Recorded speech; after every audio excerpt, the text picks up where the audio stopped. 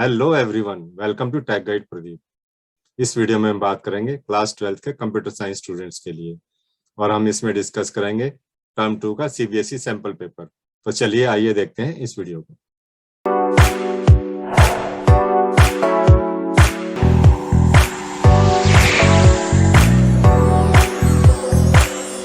तो आइए डिस्कस करते हैं sample question paper for term 2 जो सीबीएसई ने अभी रिलीज किया है for computer science students. Subject code is 083। इस पेपर का जो मैक्सिमम मार्क्स हैं वो 35 हैं और टाइम अलाउड जो है 2 आवर्स है। इसमें जनरल इंस्ट्रक्शन देखिए। Question paper is divided into 3 sections A, B and C. 3 section है इनके अंदर, A, B, C. Section A consist of 7 questions, 1 to 7 section A में आएगा। इस क्वेश्चन कैरीज 2 मार्क्स और हर एक क्वेश्चन 2 नंबर का है सेक्शन ए के अंदर। Section B consist of 3 questions, 8, 9 and 10, 8 to 10। इस question carries 3 marks. Section C consist of 3 questions, 11, 12 and 13। Last के 3 क्वेश्चन जो है सेक्शन सी में आएंगे and each question carries 4 marks और हर एक क्वेश्चन 4 नंबर का होगा। Internal choices have been given for question number 7, 8 and 12। Question number 7, 8 and 12 में जो है इंटरनल चॉइस दे रखे हैं, हमें ऑप्शन दी हुई हैं। अब देखते हैं सेक्शन ए को। इसमें जो है ईच क्वेश्चन कैरीज 2 मार्क्स। तो give any 2 characteristics of stack.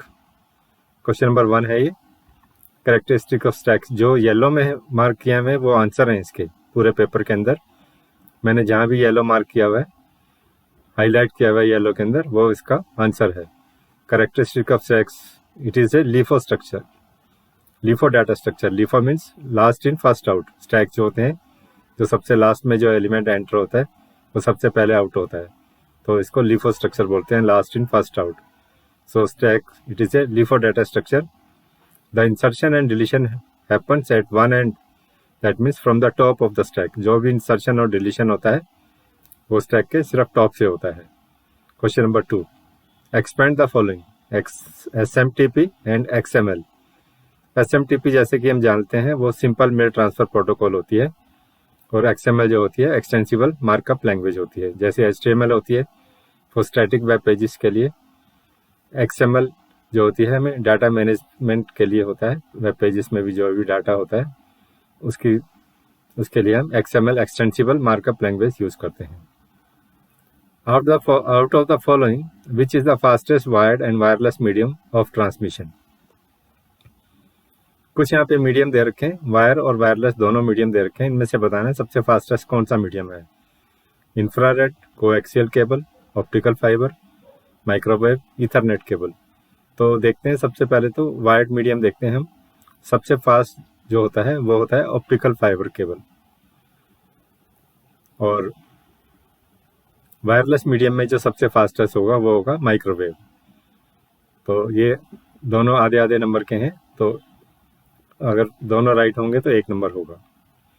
ऊपर का जो क्वेश्चन था SMTP और XML की फुल फॉर्म, वो भी आधे आधे नंबर का है और दोनों करेक्ट लिखने पे 1 नंबर होगा। क्वेश्चन नंबर 2 के 2 पार्ट हैं, दोनों 1-1 नंबर के हैं। क्वेश्चन नंबर 3, देखिए, the difference between char and varchar an data types with respect to databases. Char and varchar 2 data types होते हैं, इन दोनों में डिफरेंस बताना होता क्या है। कैर जो होता है stores a fix length string between 1 and 255 characters. Fix length store करता है between 1 and 255 characters. If the value is of smaller length, adds blank spaces. अगर हमने कैर जो है सपोज 10 दे दिया और हमारी जो वैल्यू है वो 6 कैरेक्टर की है, बाकी इसमें ब्लैंक स्पेसिस स्टोर होगा, तो इससे क्या होता है, some space is wasted there. लेकिन वेर कैर में क्या होता है, स्टोर से वेरिएबल लेंथ स्ट्रिंग, जितनी भी स्ट्रिंग की लेंथ होगी उसी के हिसाब से उतनी ही स्टोरेज होगी इसके अंदर। So no blank are added even if the value is of smaller length. So इसमें no wastage of space. 1 mark for each correct difference, minimum 2 difference लिखेंगे तो ऐसे ये 2 नंबर का हो जाएगा। 2 डिफरेंस लिखेंगे तो 2 मार्क्स मिल जाएंगे।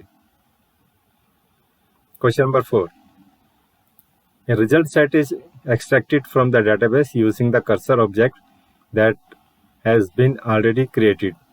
कर्सर इंस्टांस जो होता है वो हमने क्रिएट कर लिया by giving the following statement. तो अब देखिए एक फॉलोइंग स्टेटमेंट है यहाँ पर, my data is equal to cursor dot fetch one function हमने यहाँ पे कॉल कर रहे हैं. तो how many records will be return by fetch one method. जो फैच वन मेथड है उस कितने रिकॉर्ड्स वो है रिटर्न करेगा. तो इसका करेक्ट आंसर होगा 1 रिकॉर्ड, बिकॉज फैच वन जो है एक ही रिकॉर्ड रिटर्न करेगा. आगे देखिए बी पार्ट है इसका, what will be the data type of my data object after the given command is executed. तो वो जो डाटा रिटर्न करेगा उसका डाटा टाइप क्या होगा माई डाटा का. तो करेक्ट आंसर होगा टपल. जो टपल जो है उसका डाटा टाइप टपल फॉर्म में उसको रिटर्न करेगा. 1 mark for each correct answer है. तो ये 2 नंबर का क्वेश्चन है. नेक्स्ट क्वेश्चन है, एक टेबल दी हुई है, right the output of the queries A to D based on the table furniture. एक यहाँ पे फर्नीचर टेबल दे रखी है जिसमें कि FID यानी कि furniture ID, name of the item है, डेट ऑफ परचेज है, उसकी कॉस्ट दे रखी है और डिस्काउंट कितना है वो दिया हुआ है. ठीक है. तो इसमें आइटम्स जो हैं डबल बेड है, डाइनिंग टेबल है, सिंगल बेड है, लॉन्ग बैक चेयर है, कंसोल टेबल है और बंक बेड है. ये इसमें आइटम है कुछ और उनके डेट ऑफ परचेज, कॉस्ट और डिस्काउंट दिया हुआ है इनका. तो देखिए पहली क्वेरी है, हमें आउटपुट बताना है, इसमें क्या आएगा बेस्ड ऑन द क्वेरीज. तो पहली क्वेरी है, select sum discount from furniture where cost is greater than 15,000. तो हमें पूरा सम करके बताना है डिस्काउंट्स का जहाँ पर फर्नीचर जो आइटम है उनकी कॉस्ट 15,000 से ज़्यादा है. तो देखिए 15,000 से ज़्यादा ये पहली आइटम है तो इसका डिस्काउंट 10 हो गया. इसकी भी 15,000 से ज़्यादा है तो 5 हो गया, यहाँ 0 है. तो अभी तक 15 हो गया हमारा डिस्काउंट.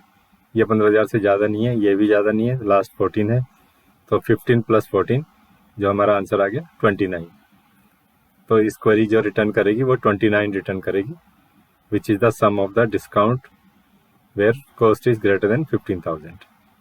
नेक्स्ट क्वेरी है, select maximum date of purchase from furniture. ये जो डेट है यहाँ पर देखिए, मैक्सिमम डेट ऑफ परचेज 2021 की डेट है, 1 जनवरी की है, 1 जुलाई की है. तो जुलाई वाली जो होगी वो मैक्सिमम डेट में आ जाएगी. तो इसका करेक्ट आंसर होगा 19 जुलाई 2021. नेक्स्ट क्वेश्चन जो है, select all from furniture where discount is greater than 5 and FID like T percentage, T से स्टार्ट होगा और उसके बाद में कुछ भी आ सकता है. फाइल ID जो है, तो select all from furniture where discount is greater than 5. तो देखिए डिस्काउंट जहाँ पे ग्रेटर देन 5 है ये भी है, ये टी से स्टार्ट नहीं है लेकिन यहाँ पर कोई भी नहीं है. ये 3 है, 5 से ज़्यादा नहीं है. ये 12 है, ये टी से स्टार्ट है. तो ये मेरा होगा आंसर, इसका ये वाला करेक्ट आंसर आ जाएगा मेरा. कंसोल टेबल T006 है इसकी फाइल, फर्नीचर ID 15,000 रुपीज़ इसमें जो है कॉस्ट है इसकी और डिस्काउंट है 12. तो ये this is my right answer of this. ठीक है. तो ये देखिए ये करेक्ट आंसर आ गया, T006 कंसोल टेबल 17 नवंबर, डेट ऑफ परचेज 15,000 कॉस्ट है और 12 डिस्काउंट है इसका. नेक्स्ट क्वेरी है D query, select date of purchase from furniture where name in dining table और console table. Dining table console table में डेट ऑफ परचेज बतानी है मेरे को. तो dining table and console table. तो ये देखिए डाइनिंग टेबल जो है ये डाइनिंग टेबल है, डेट ऑफ परचेज है 10 मार्च 2020 एंड कंसोल टेबल है ये, इसकी डेट ऑफ परचेज है 17 नवंबर 2019. तो ये दोनों डेट्स यहाँ पर हमने आ गई हैं, 10 मार्च 2020, 17 नवंबर 2019. तो ये दोनों डेट परचेज हैं. किसकी डेट ऑफ परचेज है? From furniture where name in dining table and console table. तो ये इनके आंसर हैं. Half mark for each output, total 2 marks. 4 output हैं, अगर चारों सही होंगे आधे आधे नंबर के हैं तो 2 मार्क्स टोटल इसमें मिलेंगे. तो आइए देखते हैं सेक्शन बी. इसमें every question carries 3 marks. Question number 8 देखते हैं सेक्शन बी का. Julie has created a dictionary containing names and marks as key value pairs of 6 students. Write a program with separate user defined functions to perform the following operations. तो वो जो options है वो है push the keys name of the student, जो keys हैं वो name है स्टूडेंट का, of the dictionary into a stack where the corresponding value, जो वैल्यू है वो स्टूडेंट के मार्क्स हैं, where marks is greater than 75। तो ये मेन लॉजिक है प्रोग्राम का। Pop and display the content of the stack, और उसके बाद जो है स्टैक को पॉप करके उसके कंटेंट डिस्प्ले करने हैं। For example is the sample content of the dictionary is as follows. क्या है डिक्शनरी का कंटेंट, यहाँ पे एग्जाम्पल दिया है, जैसे कि एक डिक्शनरी है ओम 76, ये नेम और मार्क्स का की वैल्यू पेयर में एक डिक्शनरी यहाँ पे बनी हुई है। ओम 76, जय 45, बॉब 89, अली 65, अनु 90 और टॉम 82। तो अगर ये स्टैक है तो उसका आउटपुट आना चाहिए टॉम, अनु, बॉब, ओम, क्योंकि स्टैक जो होता है एक लिफो स्ट्रक्चर होता है, लास्ट इन फर्स्ट आउट होता है। तो हम जो लास्ट इन जो हमारा एलिमेंट है वो टॉम है, उसके मार्क्स 75 से ज़्यादा हैं तो वो पॉप आउट होगा। उसके बाद अनु, उसके 90 मार्क्स हैं, वो पॉप आउट होगी। उसके बाद बॉब है, अली के मार्क्स 65 हैं तो वो पॉप आउट नहीं होगा, वो स्टैक में जाएगा नहीं, क्योंकि हमारा मेन लॉजिक ये कहता है कि 75 से अबव होने चाहिए मार्क्स, उसकी वैल्यू जो है 75 से अबव होनी चाहिए, तो ये स्टैक में होगा ही नहीं। और लास्ट फिर बॉब के 89 मार्क्स हैं तो वो पॉप आउट होगा, जय जो है स्टैक में आएगा ही नहीं क्योंकि 45 मार्क्स हैं। ओम के 76 हैं, ग्रेटर देन 75 हैं, तो लास्ट में ओम जो है पॉप आउट होगा, तो ये हमारा आउटपुट आएगा। तो आइए चलते हैं, देखते हैं इसको पाइथन आइडियली में। ये प्रोग्राम हमने यहाँ लिखा है, देखिए ओम 76, जय 45, Bob 89, Ali 65, Anu 90 and Tom 82। एक हमने डिक्शनरी बनाई है की वैल्यू पेयर से, कीज जो है हमारा नेम है, वैल्यू जो है उनके मार्क्स हैं। अब मैंने एक पुश ऑपरेशन से डिफाइन किया एक function S dot append N, जो मैंने एक डिक्शनरी क्रिएट कर ली है, जो मेरे जितने भी की वैल्यू पेयर्स हैं उसको मैंने एस में अपेंड किया है। अब उसके बाद मैंने एक पॉप फंक्शन को डिफाइन किया है, pop S if S is not equal to blank, अगर वो जब तक ब्लैंक नहीं हो जाता वो रिटर्न करेगा एस डॉट पॉप, एक एलिमेंट पॉप आउट कर देगा उसके अंदर से। उसके बाद मेरा जो मेन लॉजिक है प्रोग्राम का वो है कि मुझे एक स्टैक बनाना है जिसमें जो वैल्यूज़ हैं उनकी 75 से अबव होनी चाहिए। तो मैंने एक एस टी इजिकल टू एक मैंने ब्लैंक लिस्ट क्रिएट की है यहाँ पर, जिसको मैं स्टैक की तरह यूज़ करूँगा। For K in R, if R K is greater than equal to 75, जो उनकी वैल्यूज़ हैं अगर वो ग्रेटर देन इक्वल टू 75 है तो वो एलिमेंट में पुश फंक्शन को कॉल करके स्टैक में एंट्री करा दूंगा उसकी। मेरा पुश जो है पहले से ऊपर से डिक्लेयर किया हुआ है मैंने फंक्शन। उसके बाद जब ये कंप्लीट हो जाएगी फॉर लूप, उसके बाद मैं एक और वाइल लूप में आता हूँ, while true if stack is not equal to blank print pop S T.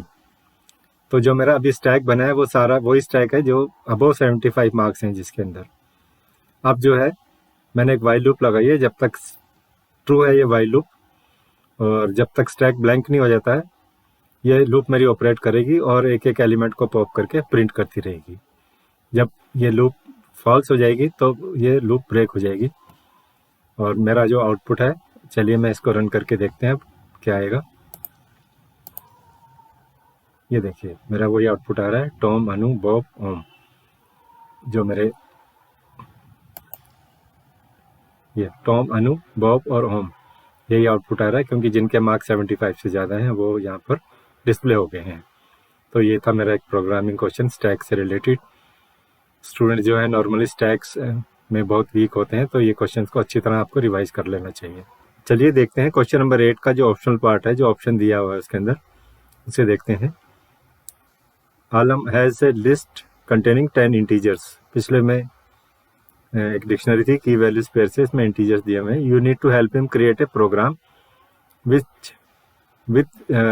to help him create a program with separate user defined functions to perform the following operations based on this list।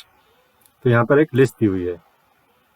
Traverse the content of the list and push the even number into a stack। Stack create करना है और जो list में जो even number है वो stack के अंदर डालने हैं, और उसके बाद pop and display the content of the stack. ये क्वेश्चन एग्जैक्टली पहले जैसा क्वेश्चन है, लेकिन पिछले क्वेश्चन में लिस्ट की जगह हमें डिक्शनरी थी, लेकिन यहाँ पर एक लिस्ट दी गई है हमारे को। फॉर एग्जाम्पल जो है content of the list is as follows, N list का नाम है यहाँ पर 12, 13, 34, 56, 21, 79, 98, 22, 35 एंड 38। अगर ये लिस्ट में एलिमेंट्स हैं तो जो हमारा आउटपुट होना चाहिए वो होगा 38, 22, 98, 56, 34, 12। ये सारे इवन नंबर हैं। तो चलिए आइए देखते हैं इसको पाइथन आइडियली में इस प्रोग्राम को।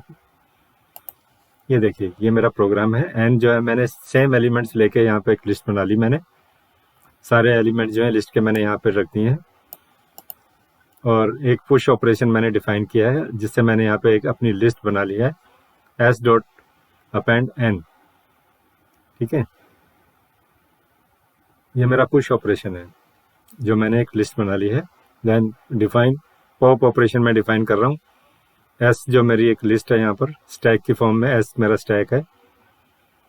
और if S not is equal two means अगर वो ब्लैंक है नहीं है, अगर वो ब्लैंक नहीं है तो रिटर्न करेगा एक एलिमेंट, अदरवाइज रिटर्न नन। जब ब्लैंक हो जाएगा तो ये नन रिटर्न करेगा। और अब मैं मेन लॉजिक पे आता हूँ। मैंने एक ब्लैंक लिस्ट क्रिएट किया है, S T is equal to blank list, stack की फॉर्म में एक लिस्ट बना रहा हूँ मैं। For K in N if K percentage 2 is equal to double equal to checking for equality is 0, that means if my number is even. 2 से divide करने पर मेरे को रिमाइंडर 0 मिलेगा तो मेरा नंबर इवन हुआ। उस केस में मेरे क्या करना है, मुझे पुश करना है उस नंबर को स्टैक के अंदर जो मेरी लिस्ट है। उसके बाद वाइल जब ये लूप ओवर हो जाएगी तो मेरे सारे इवन नंबर मेरे स्टैक में आ जाएंगे एस टी में। उसके बाद while true if S T is not equal to blank, अगर वो ब्लैंक नहीं है तो N print pop S T, और एंड में एक स्पेस देना है, एल्स ब्रेक। तो अगर वो ब्लैंक नहीं है तो मैं पॉप अप करा रहा हूँ सारे एलिमेंट्स जो मेरा स्टैक बना था उसमें सारे इवन नंबर होने चाहिए मेरे। आइए चलिए इसको रन करके देखते हैं। ये देखिए रन करने के बाद मेरे को इसमें 38, 22, 98, 56, 34 और 12 ये सारे इवन नंबर मुझे मिल गए हैं। तो ये दूसरा स्टैक का प्रोग्राम है। पहले डिक्शनरी था लेकिन इसमें लिस्ट दिया हुआ है, इसमें पुश ऑपरेशन डिफाइन करना है, पॉप करना है, फिर प्रोग्राम का मेन लॉजिक लगाना है, सिर्फ इवन नंबर ही हमें पुश करना है स्टैक के अंदर, उसके बाद वो इवन नंबर हमें पॉप आउट करने हैं। तो ये था क्वेश्चन नंबर 8।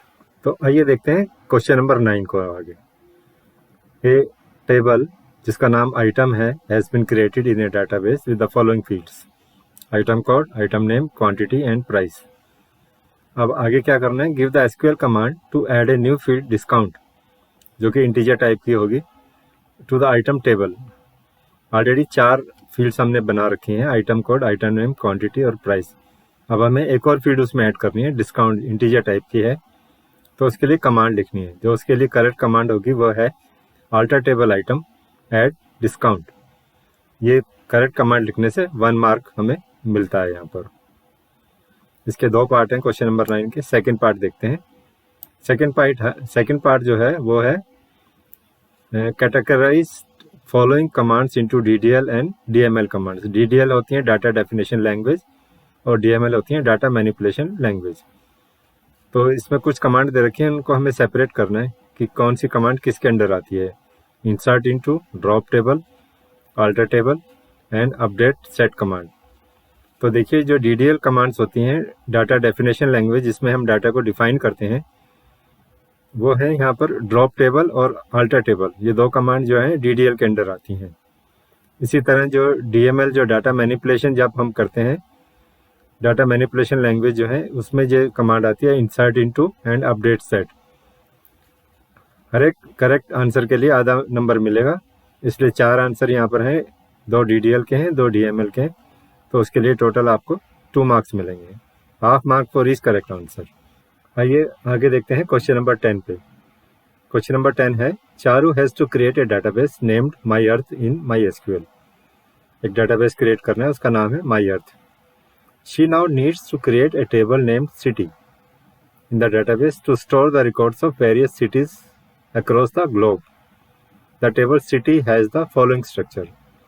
अब उसको एक डाटाबेस क्रिएट करना है, उसका नाम होगा सिटी, जिसमें कि फॉलोइंग फील्ड्स होनी है। उसका स्ट्रक्चर जो है ये दिया हुआ है, टेबल सिटी का स्ट्रक्चर है, फील्ड नेम, डाटा टाइप और रिमार्क्स।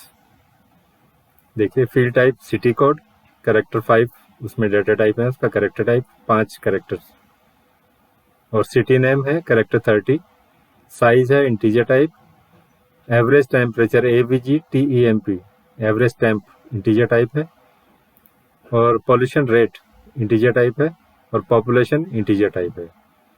तो आइए देखते हैं, पहले तो उसको एक डेटाबेस क्रिएट करना है, उसके लिए 1 मार्क है। क्रिएट डेटाबेस माई अर्थ, ऐसे हम लिखेंगे, इसका राइट आंसर है क्रिएट डेटाबेस माई अर्थ, इसको लिखने से 1 मार्क मिलेगा।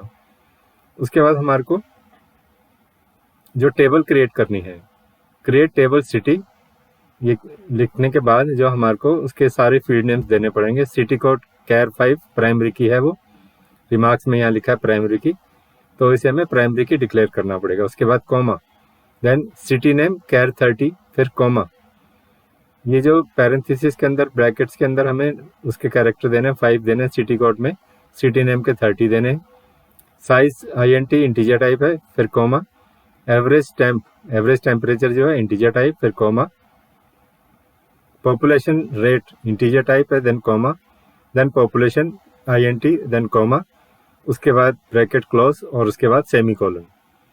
ये करेक्टली आंसर लिखने से हमें 2 मार्क्स मिलते हैं टेबल को करेक्टली क्रिएट करने के लिए। तो 1 mark for database and 2 marks for table creation.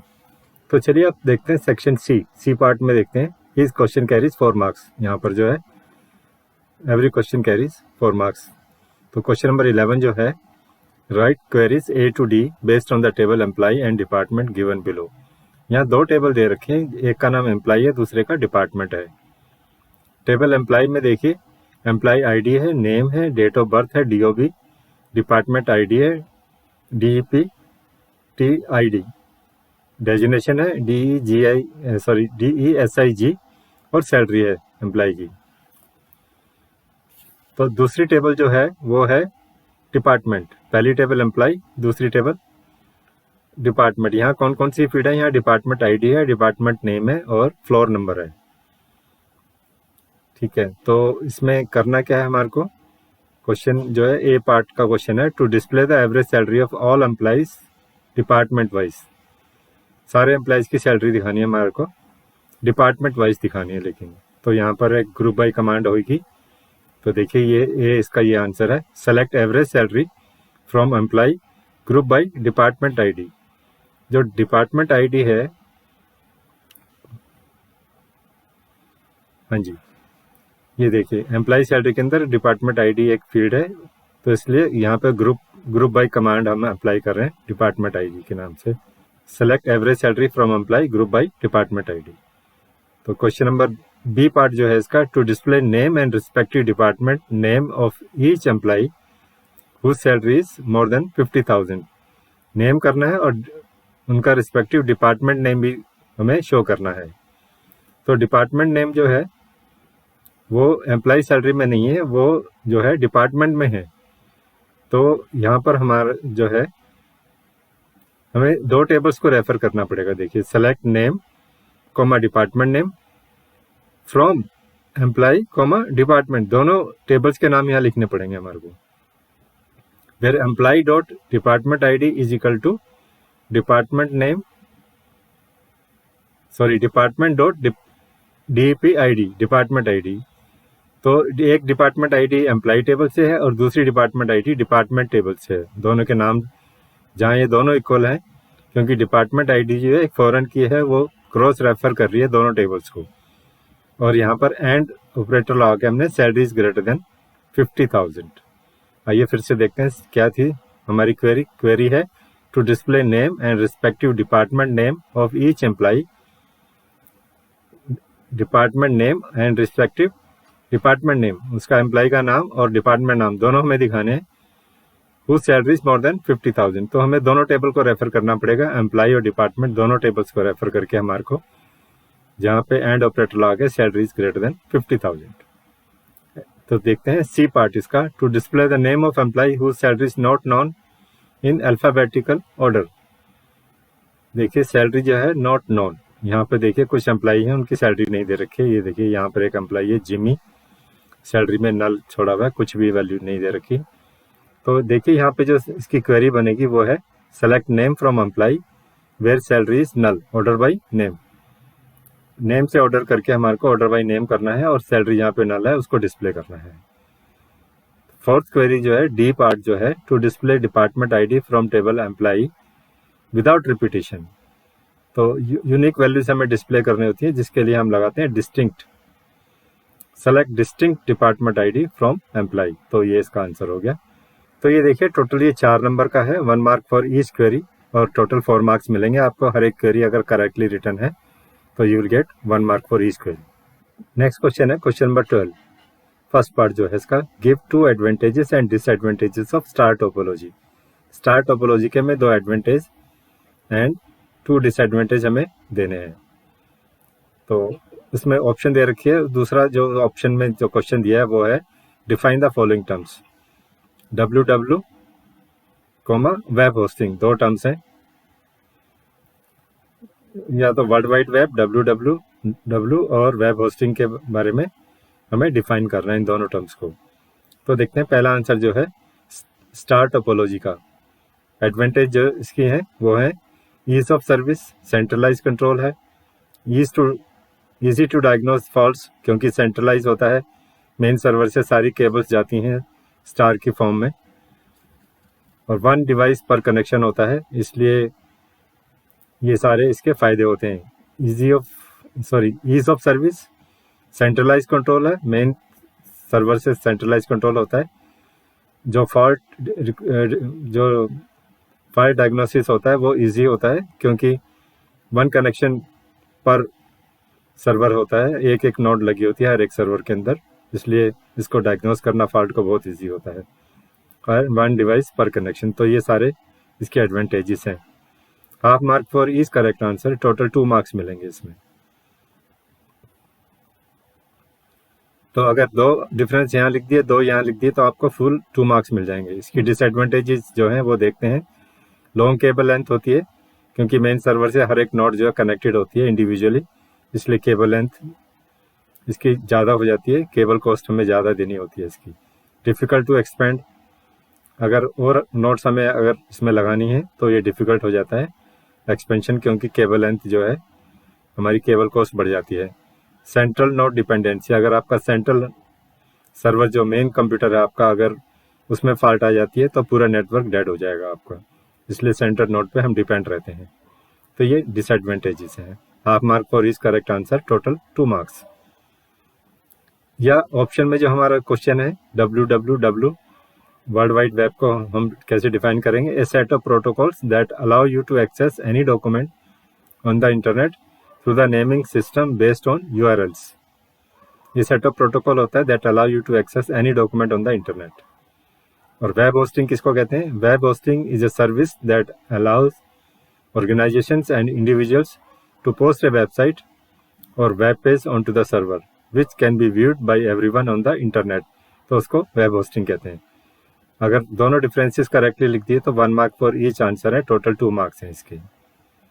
इसका सेकंड पार्ट जो है, how is packet switching different from circuit switching.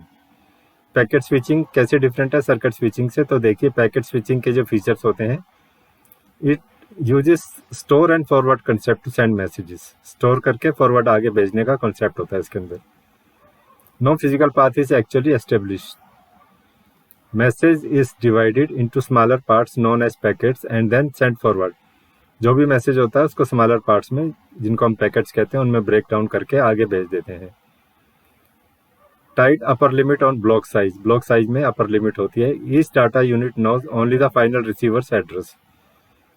Each data unit जो है वो it knows only the final receiver's address. और सर्किट स्विचिंग देखिए क्या होती है, physical connection is establish between sender and receiver. Sender and receiver के बीच में एक फिजिकल कनेक्शन होता है जिसको सर्किट स्विचिंग कहते हैं।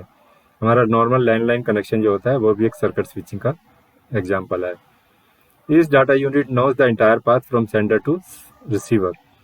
It does not follow store and forward concept but directly sender से रिसीवर के पास मैसेज आता है, स्टोर नहीं होता है उसके अंदर कहीं भी। सो 1 मार्क फॉर इस डिफरेंस। मिनिमम 2 डिफरेंस आप लिखेंगे तो 2 मार्क्स आपको मिल जाएंगे इस क्वेश्चन के अंदर। आगे देखते हैं लास्ट क्वेश्चन जो है, क्वेश्चन नंबर 13 जो है, जो 4 नंबर का क्वेश्चन है। इसमें एक नेटवर्किंग का क्वेश्चन है। बी हैप्पी कॉरपोरेशन है setup it's new centre at Noida Uttar Pradesh for its office and web based activities. तो नोएडा के अंदर जो है एक सेंटर बनाया है बी हैप्पी कॉरपोरेशन ने। It has 4 blocks of building, block A, block B and block C and block D. 4 blocks हैं इसके अंदर, ए बी सी डी। और ये डिस्टेंस है उनके ब्लॉक्स के, डिफरेंट ब्लॉक्स के बीच में। ए टू बी 40 किलोमीटर है, B to C 120, C to D 100, A to D 170, B to D 150 and A to C 70। तो ये डिफरेंसेस है। और number of computers in each block A, in each block A is 25। तो block B में 50 हैं, block C में 125 हैं और ब्लॉक डी में 10 कंप्यूटर्स है। तो हम देखते हैं ब्लॉक सी में सबसे ज़्यादा कंप्यूटर हैं, 125। तो जो क्वेश्चन बनता है वो क्वेश्चन पार्ट ए जो कहता है suggest and draw the cable layout to efficiently connect various blocks of buildings within the Noida center for connecting the digital device. तो देखिए यहाँ पे हम कैसे सारे ऑफिस को कनेक्ट कर रहे हैं, ये आंसर है इसका। ब्लॉक ए जो है बी से कनेक्ट करेगा, फिर ब्लॉक ए जो है सी से, एंड ब्लॉक सी से ब्लॉक डी हम कनेक्ट करेंगे। तो ये इसका नेटवर्क का डायग्राम बन रहा है यहाँ पर। दूसरा क्वेश्चन जो है वो कहता है suggest the placement of the following devices with justification. ये हमें डिवाइसेस लगाने कहाँ कहाँ हम लगा सकते हैं। रिपीटर, तो जो रिपीटर है जो सबसे ज़्यादा डिस्टेंस है इसके अंदर वो बन रहा है repeater between C and D, as the distance between them is 100। सबसे ज़्यादा डिस्टेंस जो है सी एंड डी के बीच में बन रहा है, और बाकी जो ब्लॉक्स हैं उनके बीच में जो डिस्टेंस है वो कम है। So between C and D repeater हम लगाएंगे क्योंकि डिस्टेंस जो है 100 मीटर्स का है। सबसे ज़्यादा जो है डिस्टेंस वही है।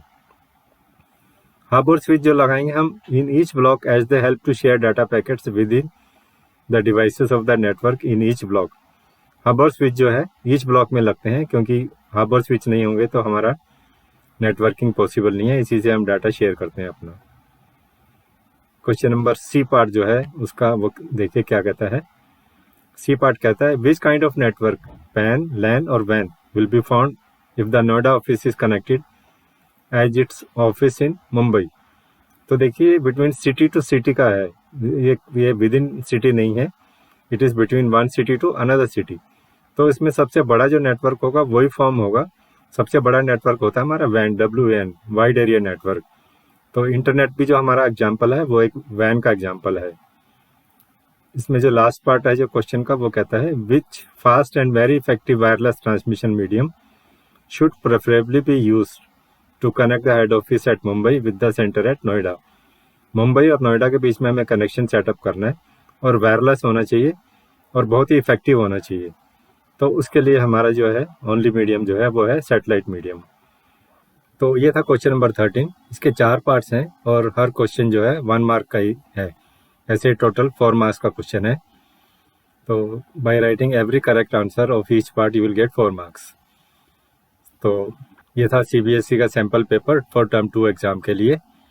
अगर आपने हमारा चैनल अभी तक सब्सक्राइब नहीं किया है तो प्लीज़ इसको सब्सक्राइब कर लें और बेल आइकन भी प्रेस कर दें ताकि हमारे आने वाले सारे वीडियो आप तक पहुंचते रहें। So thank you very much for watching this video.